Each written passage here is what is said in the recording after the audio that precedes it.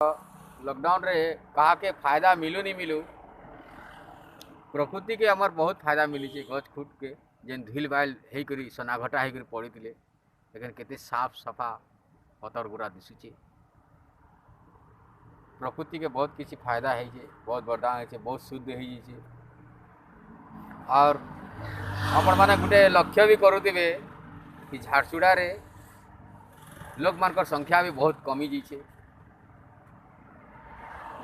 Lockdown आगु झारसुड़ा रे आमर सबू देश सबू आड़ माने इन ताकर काम धाम करुले एतार द्वारा एखन देखू झारसुड़ा रे बहुत किसी जनसंख्या कम हो जाइए राज रास्ताटा भी पूरा खाली खाली लगुचे सबू समस्ते निज निजर एरिया रे निज निजर राज्य मान के रोचन से द्वारा झारसुड़ा रे माने प्रकृति बहुत किसी बढ़िया प्रभाव पड़ी है आ पूरा शांति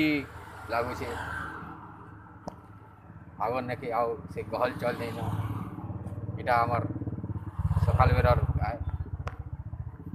प्रकृति बहुत सफा हो गछ बहुत साफ सुफा दिशुचे।